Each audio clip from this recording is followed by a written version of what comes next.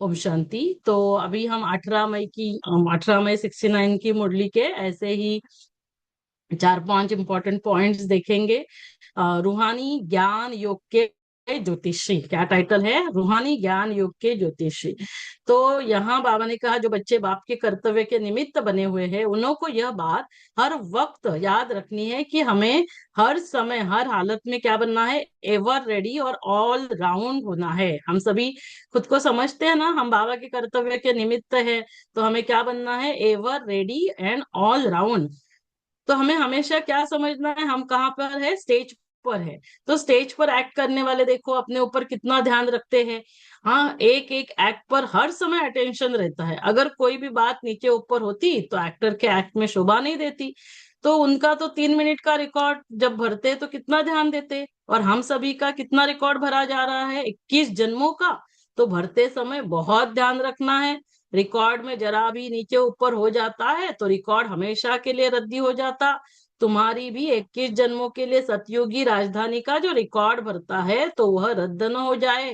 तो वो रद्द नहीं होना चाहिए। कोई देखने वाला नहीं होता है तो अलबेलापन रहता। तो हमेशा समझना चाहिए हम भले अकेलेपन में कुछ करते तो भी सृष्टि के सामने है। तो हम हर घड़ी 24/7 हम कहाँ है?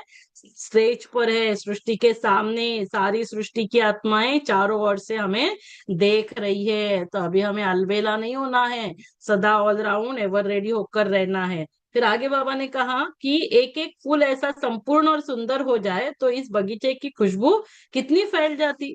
खुशबू के साथ साथ कहाँ कहाँ बीच बीच में बातें भी आ जाती। तो खुशबू से भी जल्दी फैलने वाली बदबू होती है, जरा सी भी बात सारी खुशबू को समाप्त कर देती। तो हमें क्या बनना है? खुशबूदार रूहे गुलाब बनना है। चारों ओर हमारी सोच बोल कर्म से क्या होना चाहिए? चारों ओर खुशबू फैलनी चाहिए। तो रूह की स्थिति में रहता और रूहानी रूह के हमेशा नजदीक, तो उनको कहेंगे रूहे गुलाब। फिर बाबा ने इस मुरली में हमको ज्योतिषी भी कहा। ज्योतिषी बने हो व नहीं तो सभी ज्योतिषी बैठे हैं यहाँ। ज्योतिषी बाबा किसको कहते हैं? जिसको ज्योतिषी विद्या आती है। और ज्योतिषी विद्या किसको कहा? किसको परखना है ना। यदि हम किसी को परख सकते हैं तो उसको कहेंगे ज्योतिष विद्या। तो यह जो विद्या है परखने की, यह कईयों में कम है। ज्ञान और योग सीखते हैं लेकिन यह परखने की ज्योतिष विद्या भी जाननी है। क्यों वर्तमान समय ये सब हमको जानना जरूरी है, परखना? तो कोई भी व्यक्ति सामने आए और आप लोगों को तो 1 सेकंड में उनके तीनों कालों को परख लेना चाहिए। एक तो हाँ, पास में उनकी लाइफ क्या थी, वर्तमान समय उनकी वृत्ति दृष्टि, भविष्य में कहाँ तक यह अपनी प्रारब्ध बना सकते हैं। तो हमें पता चलता है ना ये प्रजा क्वालिटी आत्मा है या ये हाँ वारिस क्वालिटी आत्मा है। तो उस अनुसार है ना हम हाँ वो परख सकते हैं। दूसरा कई ऐसी, तो एक तो उसके लिए सेवा के लिए फिर परखना जरूरी है, परखने की शक्ति होनी चाहिए। दूसरा कई आत्माएं आपके सामने आएंगी जो अंदर एक और बाहर से दूसरी होगी। परीक्षा के लिए आएंगी क्योंकि कई समझते हैं कि यह सिर्फ रटे हुए हैं। तो कई रंग रूप से आर्टिफिशियल रूप में भी परखने के लिए आएंगे, भिन्न भिन्न रूप से। तो हमें कोई परखने के लिए आएगा, इसीलिए यह ध्यान रखना है ये किसके लिए आया है, परखना आना चाहिए उनकी वृत्ति क्या है।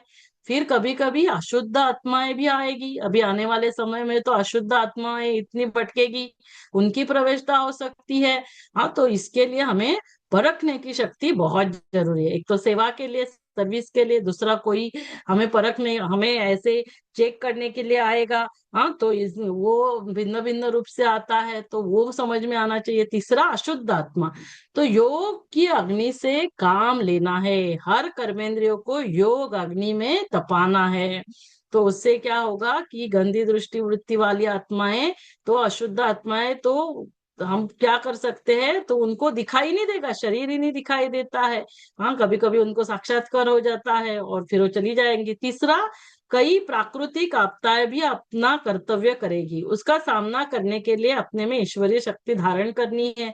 तो तभी हमें परखने के लिए आना चाहिए कि हाँ इस समय अभी यहाँ रहना ठीक है, बाबा से टचिंग मिलेगी।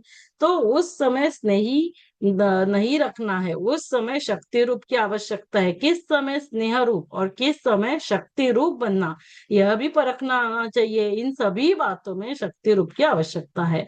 तो स्नेह बाप दादा और दैवी परिवार से करना, और बाकी बाकी लोगों के साथ भी शक्ति रूप से सामना करने के लिए आना चाहिए।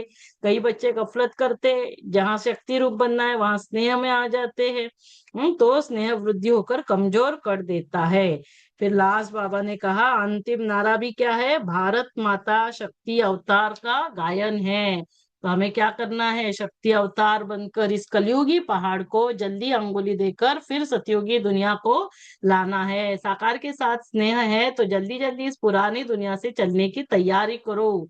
आप कहेंगे अभी सर्विस कहाँ हुई, सर्विस भी किसके लिए रुकी है, बाबा ने कहा आप हर एक शक्ति रूप में स्थित हो जाओ तो आपके जो भूले भटके भक्त है न चाहते भी क्या हो जाएगा, शक्ति रूप बनेंगे तो चुंबक के आगे आ जाएंगे, देरी नहीं लगेगी और ये कलयुगी पहाड़ उठकर क्या हो जाएगा, सतयुगी दुनिया जल्दी आ जाएगी। ओम शांति। तो ये थी हमारे इंपॉर्टेंट पॉइंट्स जो 18 मई की है।